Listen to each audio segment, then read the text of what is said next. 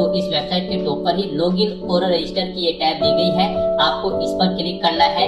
उसके बाद आपके सामने ये पॉपअप शो होगा। यहाँ पर अगर आपने पहले से रजिस्ट्रेशन कर रखा है और अपनी आधार इनेबल प्रोसेस कंप्लीट कर रखी है तो यहाँ पर बस अब आपको अपना रजिस्ट्रेशन नंबर एंटर करना है, अपना पासवर्ड आपको एंटर करना है, ये कैप्चा कोड आपको यहाँ पर एंटर करना है और लॉगिन की इस टैब पर क्लिक करते हुए आपको अपने डैशबोर्ड में लॉगिन कर लेना है और वहां से अपना फॉर्म अप्लाई करना है। गाइड हम आपको बता दें यहाँ पर एसएससी ने आधार इनेबल प्रोसेस कर दिया है।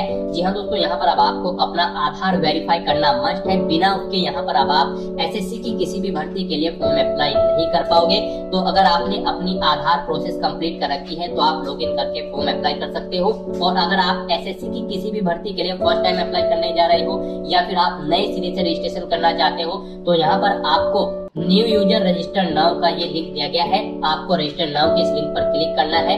उसके बाद आपके सामने यहाँ पर रजिस्ट्रेशन का प्रोसेस स्टार्ट हो जाएगा। यहाँ से आप अपना एसएससी की वेबसाइट पर वन टाइम रजिस्ट्रेशन कर सकते हो। यहाँ पर आने के बाद हम आपको बता दें, आपको 4 स्टेप कंप्लीट करने हैं, आपका ओटीआर कंप्लीट हो जाएगा। सबसे पहले यहाँ पर आपको अपनी पर्सनल डिटेल देनी है, फिर आपको अपना पासवर्ड यहाँ पर क्रिएट करना है, अपनी एडिशनल डिटेल देनी है, उसमें आपको अपनी नेशनलिटी, एड्रेस और एजुकेशनल क्वालिफिकेशन की डिटेल देनी होगी। फिर यहाँ पर आपको अपनी डिटेल्स को डिक्लेयर करते हुए अपना रजिस्ट्रेशन कंप्लीट कर लेना है। तो इन 4 स्टेप्स को कंप्लीट करते हुए यहाँ पर आपको अपना ओटीआर कंप्लीट करना है। उसके लिए यहाँ पर अब आपको कंटिन्यू की स्टेप पर क्लिक कर देना है।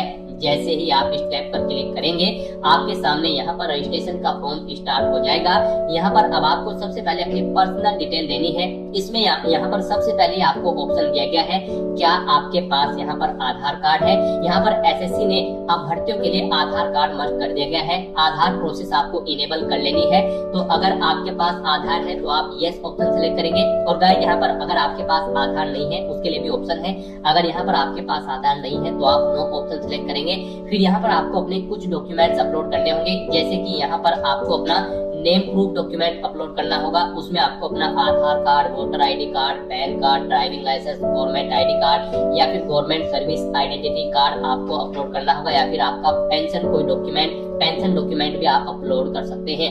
आप चूज फाइल बटन पर क्लिक करें, फाइल को सिलेक्ट करें और इनमें से कोई भी डॉक्यूमेंट आप अपना अपलोड कर दें। उसके बाद यहाँ पर आपको अपना date of birth proof certificate upload करना है। इसमें आपका बर्थ सर्टिफिकेट हो सकता है, स्कूल लिविंग सर्टिफिकेट हो सकता है, certificate of date of issued by gazetted officer या फिर आधार कार्ड यहाँ पर आपको अपलोड करना है। चूज फाइल के ऑप्शन पर क्लिक करते हुए उसके बाद यहाँ पर आपको अपना एड्रेस प्रूफ अपलोड करना होगा। यहाँ पर ये डॉक्यूमेंट आपको उन केस में अपलोड करने हैं अगर आपके पास आधार नहीं है। एड्रेस प्रूफ में आपको अपना आधार कार्ड या फिर वोटर आईडी कार्ड या फिर ड्राइविंग लाइसेंस या फिर बैंक की स्टेटमेंट यहाँ पर आपको अपलोड कर देनी है, या फिर रेंट का एग्रीमेंट या फिर इनकम टैक्स असेसमेंट ऑर्डर यहाँ पर आप अपलोड कर सकते हैं। चूज फाइल के इस बटन पर क्लिक करते हुए उसके बाद यहाँ पर आपको अपना फोटो अपलोड करना है। चूज फाइल के बटन पर क्लिक करते हुए फिर यहाँ पर आपको अपना जेंडर प्रूफ अपलोड करना है। जेंडर प्रूफ में आपका आधार कार्ड हो सकता है, वोटर आईडी कार्ड हो सकता है, बर्थ सर्टिफिकेट हो सकती है या फिर आपका स्कूल लिविंग सर्टिफिकेट हो सकता है। यहाँ पर अगर आपके पास आधार नहीं है तो आपको इन सारे डॉक्यूमेंट्स को यहाँ पर अपलोड करना होगा। बेस्ट है यहाँ पर आपके पास आधार है तो आप आधार की डिटेल दें। यहाँ पर मोस्टली इंडिया में सभी के पास अब आधार अवेलेबल है तो यहाँ पर आपको यस का ऑप्शन सेलेक्ट करना है, do you have a Aadhaar card में। और उसके बाद यहाँ पर गाइड आपको अपना आधार नंबर यहाँ पर एंटर करना है। वही नंबर एक बार फिर से आपको एंटर करके उसे वेरीफाई कर लेना है। फिर यहाँ पर आपको अपने आधार को प्रमाणित करने के लिए डिटेल्स यहाँ पर रीड कर लेनी है। हिंदी में अगर आप इसे रीड करना चाहते हैं तो स्विच टू हिंदी के ऑप्शन पर क्लिक करें और हिंदी में आप इसे रीड कर लें। और अगर आप सुनना चाहते हैं तो यहाँ पर आपको स्पीकर के इस ऑप्शन पर क्लिक करना है और इस डिटेल को सुन लेना है। और उसके बाद गाइड यहाँ पर आपको इस चेकबॉक्स को ओके करना है और फिर यहाँ पर आपको सेंड ओटीपी के इस ऑप्शन पर क्लिक कर देना है। फिर आपके रजिस्टर्ड मोबाइल नंबर पर जिससे आपका आधार लिंक है उस पर एक ओटीपी आएगा, वो ओटीपी आपको यहाँ पर एंटर करना है। और फिर गाइज आपको वेरीफाई ओटीपी के ऑप्शन पर क्लिक करके अपना आधार वेरीफाई कर लेना है। फिर आपके सामने यहाँ पर शो हो जाएगा आपका आधार सक्सेसफुली वेरीफाइड हो चुका है। ग्रीन कलर में आपको वेरीफाइड का ऑप्शन यहाँ पर मिल जाएगा। उसके बाद गाइज यहाँ पर आपको अपना नाम एंटर करना है अपनी 10वीं की मार्कशीट के अकॉर्डिंग। फिर आपको वही नाम एक बार फिर से एंटर करके वेरीफाई कर लेना है। फिर आपसे पूछा गया है कि क्या आपने कभी अपना नाम चेंज किया है। अगर किया है तो आप यहाँ पर यस ऑप्शन सेलेक्ट करें और फिर वो चेंज नेम यहाँ पर आप एंटर करें।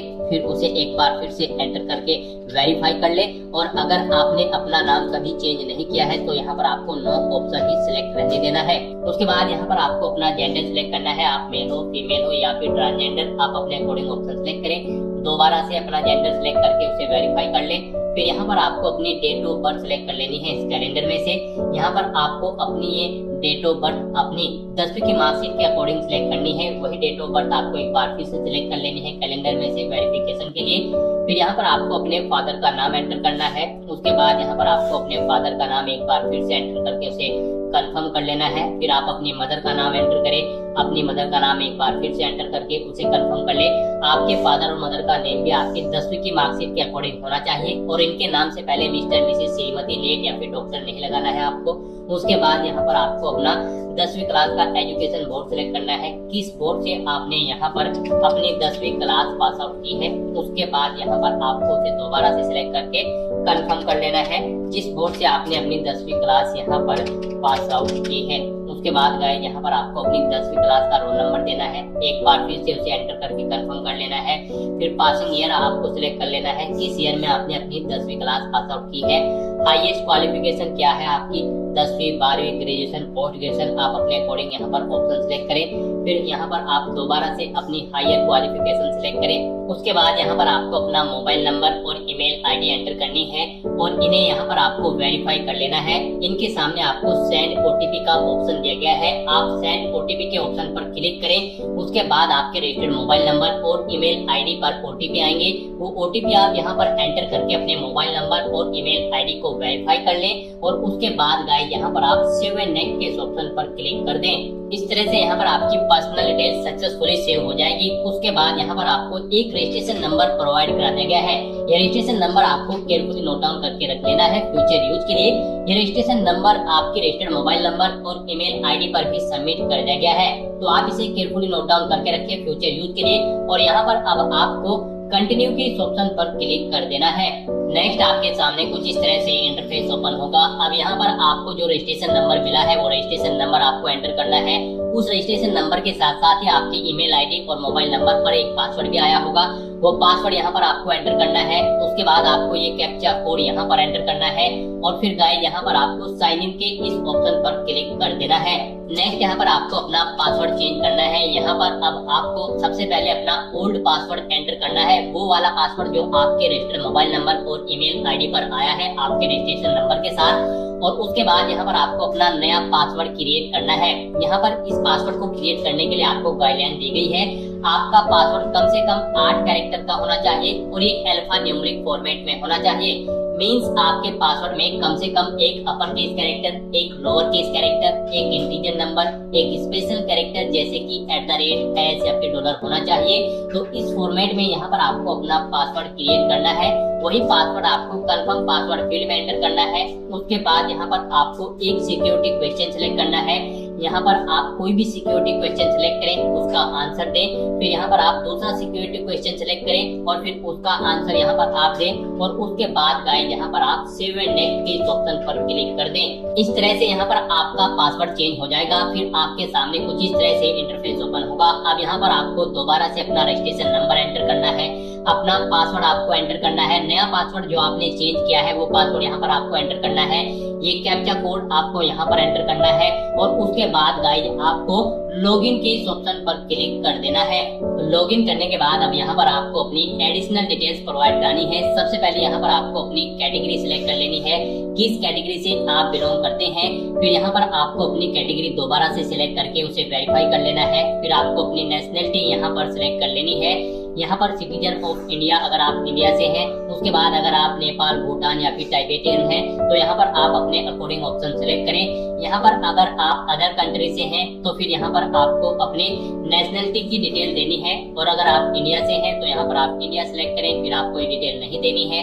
उसके बाद यहाँ पर आपसे पूछा गया है कि क्या आपकी बॉडी पर कहीं कोई कट या तिल का निशान है, तो उस पैलेस का नाम यहाँ पर आप एंटर करें। नहीं है तो यहाँ पर आप नो मार्क एंटर कर दें। उसके बाद आपसे पूछा गया है कि क्या आप PWBD कैंडिडेट हैं, अगर है तो यहाँ पर आप यस ऑप्शन सिलेक्ट करें और फिर अपनी डिसेबिलिटी का टाइप सिलेक्ट करें। और फिर यहाँ पर आपको अपना डिसेबिलिटी सर्टिफिकेट नंबर देना होगा अगर आप PWBD कैंडिडेट हैं, और अगर नहीं है तो यहाँ पर आप नो ऑप्शन सेलेक्ट करें। आगे की डिटेल आपको डिसेबल कर दी जाएगी। उसके बाद यहाँ पर आपको अपना परमानेंट एड्रेस एंटर करना है। फिर यहाँ पर आपको अपना परजेंट एड्रेस एंटर करना है, और अगर आपका परजेंट एड्रेस आपके परमानेंट एड्रेस के अकॉर्डिंग सेम है तो यहाँ पर आप यस के इस ऑप्शन पर क्लिक करेंगे। ऑटोमेटिकली आपका परजेंट एड्रेस आपके परमानेंट एड्रेस के अकॉर्डिंग फिल हो जाएगा। उसके बाद यहाँ पर गाइड आपको सेव एंड नेक्स्ट के इस ऑप्शन पर क्लिक कर देना है। आपकी एडिशनल डिटेल सक्सेसफुली सेव करने के बाद आपको डिक्लेरेशन सेक्शन में रिडायरेक्ट कर दिया जाएगा। यहाँ पर आने के बाद आप अपने रजिस्ट्रेशन फॉर्म का प्रीव्यू भी चेकआउट कर सकते हो। आप प्रीव्यू OTR के इस ऑप्शन पर क्लिक करें और अपने रजिस्ट्रेशन फॉर्म का प्रीव्यू चेकआउट कर लें, और उसका प्रिंट आउट भी आप ले सकते हो। और फिर यहाँ पर अब गाइड आपको आई एग्री के चेकबॉक्स को ओके करना है, और उसके बाद आपको डिक्लेयर के ऑप्शन पर क्लिक कर देना है। इस तरह से यहाँ पर आपका SSC one time registration successfully complete हो चुका है। आपको आपके डैशबोर्ड में टैग कर दिया गया है। फिर यहाँ पर आपको अपने डैशबोर्ड में लाइव एग्जामिनेशन के स्टेप पर क्लिक करना है। फिर यहाँ पर करंट में SSC की जितनी भी भर्तियां चल रही होंगी उनकी लिस्ट आपको शो कर दी जाएगी। SSC स्टेनोग्राफर की पोस्ट पर अप्लाई करने के लिए आपको stenographer grade C and D examination 2026 के सेक्शन में आना है, और यहाँ पर इस भर्ती पर अप्लाई करने के लिए अप्लाई के स्टेप पर अब आपको क्लिक करना है। फिर आपके सामने यहाँ पर एक कुछ जनरल इंस्ट्रक्शंस ओपन होंगे। फॉर्म फिल करने से पहले आपको इन्हें केयरफुली रीड आउट करना है, पेज को नीचे स्क्रॉल डाउन करना है, और यहाँ पर अब फिल फॉर्म के इस टैब पर क्लिक करना है। फिर यहाँ पर आपको आपकी पर्सनल डिटेल शो कर दी गई है। यहाँ पर आपकी पर्सनल डिटेल का जो डाटा है आपके OTR से फेच कर लिया गया है। जो डिटेल आपने OTR करते समय पर्सनल डिटेल में प्रोवाइड कराई थी वो यहाँ पर आपको फेच करके शो कर दी गई है। आपको सभी डिटेल्स केयरफुली चेकआउट करनी है। आप इसमें कुछ भी एडिट नहीं कर सकते हो। आपको इस पेज को नीचे स्क्रॉल डाउन करना है, और गाइड यहाँ पर अब आपको नेक्स्ट के इस ऑप्शन पर क्लिक करना है। नेक्स्ट यहाँ पर आपको अपनी एजुकेशनल क्वालिफिकेशन की डिटेल प्रोवाइड करनी है। सबसे पहले यहाँ पर आपको अपनी हाईएस्ट क्वालिफिकेशन सिलेक्ट कर लेनी है, जो भी आपकी हाईएस्ट क्वालिफिकेशन है। उसके बाद यहाँ पर इस भर्ती के लिए जो इसेंशियल क्वालिफिकेशन है वो यहाँ पर आपको सिलेक्ट करनी है। आपने 12वीं पास आउट कर रखी है, या फिर इसके इक्विवेलेंट एग्जाम, या फिर डीम्ड ग्रेजुएशन सर्टिफिकेट आपके पास है आर्म फोर्सेस का, आप अपने अकॉर्डिंग ऑप्शन सिलेक्ट करेंगे। गाइड यहाँ पर SSC स्टेनोग्राफर की इस भर्ती में पार्टिसिपेट करने के लिए आपका 12वीं क्लास पास आउट होना जरूरी है किसी वेल रिकॉग्नाइज्ड बोर्ड से।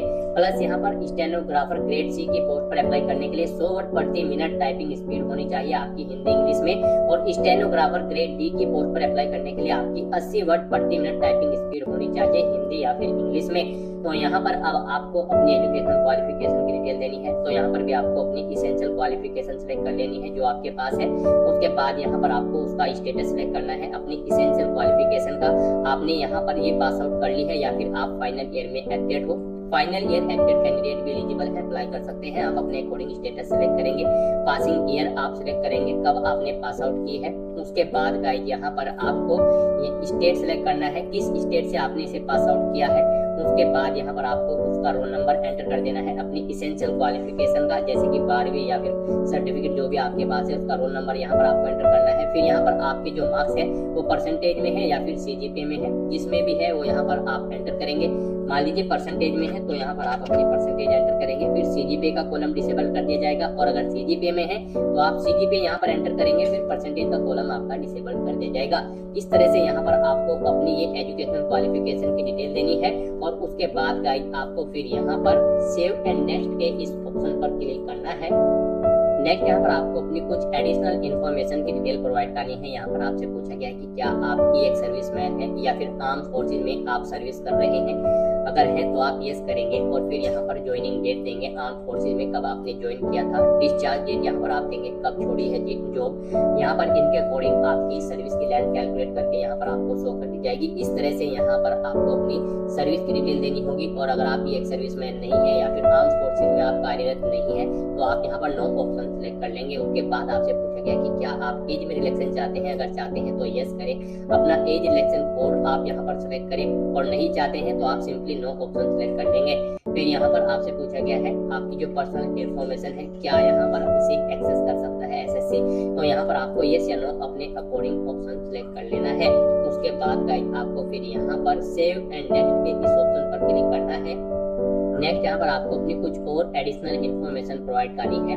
यहाँ पर अब आपको सबसे पहले अपने एग्जामिनेशन सेंटर सेलेक्ट करने हैं। यहाँ पर आप 3 एग्जामिनेशन सेंटर अपनी चॉइस के अकॉर्डिंग सेलेक्ट करें जहाँ पर आप एग्जाम में पार्टिसिपेट करना चाहते हैं। जिस सेंटर को आप फर्स्ट नंबर पर प्रेफरेंस देना चाहते हैं उसे फर्स्ट नंबर पर सिलेक्ट करें, जिसे सेकंड थर्ड पर रखना चाहते हैं उसे सेकंड थर्ड पर आप सिलेक्ट कर लें। उसके बाद आपसे पूछा गया कि क्या आप person with benchmark disability candidate है और आपकी डिसेबिलिटी 40% से अबव है। यहाँ पर अगर होगी तो आप यस करेंगे और उसकी डिटेल देंगे। गाइस यहाँ पर अगर आपने PWBD का कॉलम में जब आपने रजिस्ट्रेशन किया था वहाँ पर नो ऑप्शन सिलेक्ट किया होगा तो फिर ये ऑप्शन यहाँ पर आपको डिसेबल देखने को मिलेगा, फिर आप इसमें कुछ भी चेंज नहीं कर सकते हो। और अगर वहाँ पर आपने इनेबल किया था तो फिर यहाँ पर आप यस करके अपनी डिटेल्स यहाँ पर PWBD की प्रोवाइड कर सकते हो। उसके बाद यहाँ पर आपसे पूछा गया है कि क्या आपको फिजिकल लिमिटेशंस है, अगर है तो आप यस करेंगे और फिर यहाँ पर उसका रिक्वायर्ड सर्टिफिकेट आप अपलोड करेंगे। चूज फाइल के ऑप्शन पर क्लिक करते हुए फाइल को सिलेक्ट करते हुए, नहीं है तो आप नो ऑप्शन सिलेक्ट कर लेंगे। फिर यहाँ पर आपको कुछ चीजें डिसेबल्ड मिलेंगे, कुछ ऑप्शन जो आपने रजिस्ट्रेशन टाइम पे नो ऑप्शन सिलेक्ट किए थे वो यहाँ पर आपको डिसेबल्ड मिलेंगे। उसके बाद यहाँ पर आपको बताना है आपका जो कंप्यूटर बेस्ड एग्जाम है और स्किल टेस्ट है वो आप किस लैंग्वेज में चाहते हैं, इंग्लिश या फिर हिंदी में। यहाँ पर स्टेनोग्राफर की पोस्ट पर आपके 2 एग्जाम कंडक्ट होंगे, एक कंप्यूटर बेस्ड एग्जाम होगा और उसके बाद एक स्किल टेस्ट होगा। तो आप इसे किस लैंग्वेज में देना चाहते हैं वो लैंग्वेज आप सेलेक्ट कर लें, उसे एक बार फिर से सिलेक्ट करके वेरीफाई कर लें। फिर यहाँ पर आपको पोस्ट सिलेक्ट करनी है, आप स्टेनोग्राफर ग्रेड C की पोस्ट के लिए अप्लाई करना चाहते हैं या फिर D की, या फिर आप दोनों के लिए अप्लाई करना चाहते हैं। आप अपने अकॉर्डिंग ऑप्शन सिलेक्ट कर लें, उसे एक बार फिर से सिलेक्ट करके यहाँ पर वेरीफाई कर लें। इस तरह से अपनी एडिशनल इन्फॉर्मेशन प्रोवाइड करने के बाद गाइस फिर आपको यहाँ पर सेव एंड नेक्स्ट के इस ऑप्शन पर क्लिक करना है।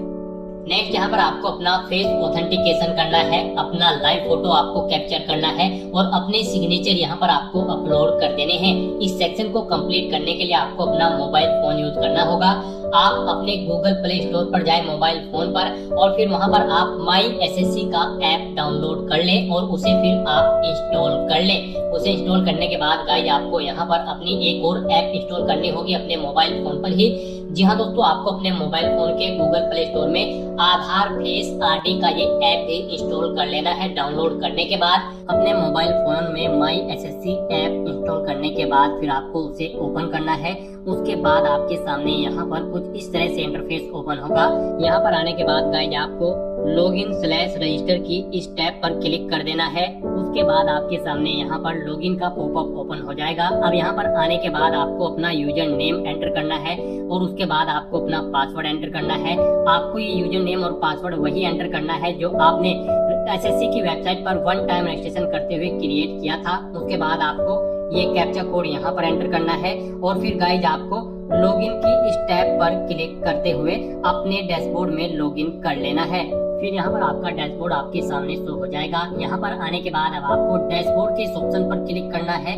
यहाँ पर आने के बाद में आपको माई एप्लीकेशन की इस टैब पर क्लिक करना है। फिर यहाँ पर आपके सामने जो भी करंट में वैकेंसी चल रही है उनकी लिस्ट शो कर दी जाएगी। आप यहाँ पर SSC की जिस भी भर्ती के लिए अप्लाई करना चाहते हैं उसी भर्ती के लिए आपको कंटिन्यू की टैब पर क्लिक करना होगा। यहाँ पर आपको आपकी पर्सनल डिटेल शो कर दी जाएगी। इसी तरह से आपको एजुकेशनल डिटेल शो कर दी जाएगी। उसके बाद में एडिशनल इन्फॉर्मेशन शो कर दी जाएगी और उसके बाद में आधार ऑथेंटिकेशन वेरिफिकेशन की डिटेल शो की जाएगी। तो आपको सेव एंड नेक्स्ट की टैब पर क्लिक करते हुए step by step Aadhaar authentication verification के सेक्शन में आना होगा। यहाँ पर आने के बाद में आपको इस चेकबॉक्स को ओके करना होगा और यहाँ पर आधार फेस ऑथेंटिकेशन की टैब पर क्लिक करना होगा। आधार फेस ऑथेंटिकेशन की टैब पर क्लिक करने के बाद में आपको आधार फेस RD का एप्लीकेशन डाउनलोड करना है। अगर आपके मोबाइल में पहले से ही आधार फेस RD इंस्टॉल्ड है तो आपको डायरेक्टली अपना फेस ऑथेंटिकेट करना होगा। यहाँ पर आपको अपना फेस इस सर्कल में लाना होगा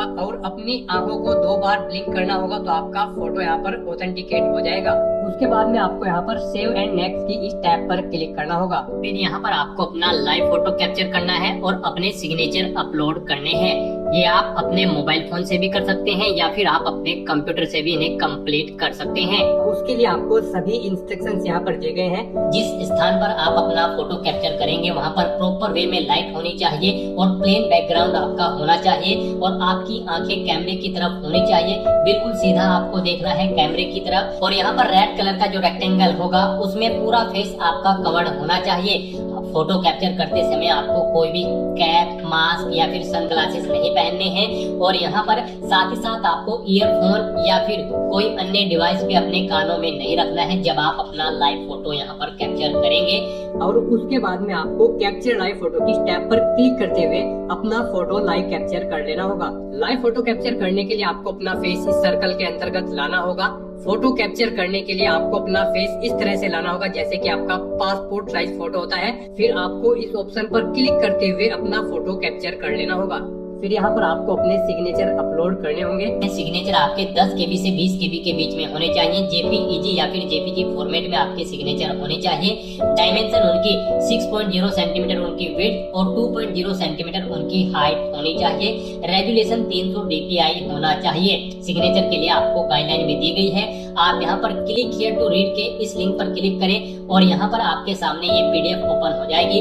इसमें आप चेकआउट कर सकते हो कि किस तरह से आपके सिग्नेचर होने चाहिए। यहाँ पर एक बॉक्स के अंदर आपके सिग्नेचर होने चाहिए। कुछ इस तरह से यहाँ पर आपके सिग्नेचर एक्सेप्टेबल होंगे। गाइस, इस फॉर्मेट में आपके सिग्नेचर एक्सेप्टेबल होंगे और इन फॉर्मेट्स में आपके सिग्नेचर यहाँ पर एक्सेप्टेबल नहीं होंगे। आपको इन्हें केयरफुली चेकआउट कर लेना है। एग्जाम्पल्स आपको यहाँ पर दिए गए हैं, इनके अकॉर्डिंग आपको अपने सिग्नेचर करने हैं। सिग्नेचर अपलोड करने के लिए आपको अपलोड योर सिग्नेचर की टैब पर क्लिक करना होगा। इस टैब पर आप क्लिक करें, अपनी फाइल को सिलेक्ट करें और यहाँ पर अपना सिग्नेचर अपलोड कर दें। उसके बाद में यहाँ पर आपको सेव एंड नेक्स्ट की इस टैब पर क्लिक करना होगा। तो दोस्तों, इस तरह से आपका आधार ऑथेंटिकेशन वेरिफिकेशन कंप्लीट हो जाएगा, आपका लाइव फोटो कैप्चर हो जाएगा और आपके सिग्नेचर भी अपलोड हो जाएंगे।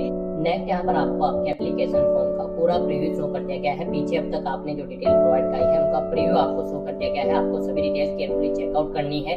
इस पेज को नीचे स्क्रॉल डाउन करना है। कहीं पर कोई मिस्टेक है तो आप गो बैक के ऑप्शन पर क्लिक करते हुए यहाँ पर एडिट कर सकते हो और अगर सभी चीजें ओके हैं तो गाइस बस अब आपको सेव एंड नेक्स्ट के इस ऑप्शन पर क्लिक करना है। फिर आपके सामने डिक्लेरेशन का ये सेक्शन ओपन होगा। आपको इन डिटेल्स को रीड आउट कर लेना है। आई एग्री के चेकबॉक्स को ओके करना है। उसके बाद आपको ये कैप्चा कोड गाइस यहाँ पर एंटर करना है और फिर सबमिट के इस ऑप्शन पर क्लिक करना है। इस तरह से यहाँ पर आपका एप्लीकेशन फॉर्म सक्सेसफुली सबमिट हो चुका है। गाइस, यहाँ पर अगर आप अनरिजर्व कैटेगरी से बिलोंग करते हैं तो पहले आपको 100 रुपए एप्लीकेशन फीस के रूप में जमा कराने होंगे। उसके बाद आपका फॉर्म सबमिट होगा। यहाँ पर अब आपको गाइड प्रिंट एप्लीकेशन के ऑप्शन पर क्लिक करते हुए अपने एप्लीकेशन फॉर्म का एक हार्ड कॉपी या फिर सॉफ्ट कॉपी प्रिंट आउट ले लेना है फ्यूचर यूज के लिए, फ्यूचर रेफरेंस के लिए। यहाँ पर आपका फॉर्म तो सबमिट हो चुका है लेकिन इसका कंटेंट वेरिफिकेशन अभी पेंडिंग है जो कि SSC की तरफ से किया जाएगा और उसके बाद आपको आपके एप्लीकेशन फॉर्म का स्टेटस शो कर दिया जाएगा। तो दोस्तों, ऐसे आप SSC स्टेनोग्राफर ग्रेड C और D की इस भर्ती के लिए अपने फॉर्म अप्लाई कर सकते हो बिना कोई मिस्टेक किए हुए। आज की इस वीडियो में बस इतना ही। आई होप ये वीडियो आपको पसंद आई होगी। अगर पसंद आई हो तो इसे लाइक और शेयर करें। चैनल पर नए हो तो इसे सब्सक्राइब कर लें। Thanks for watching.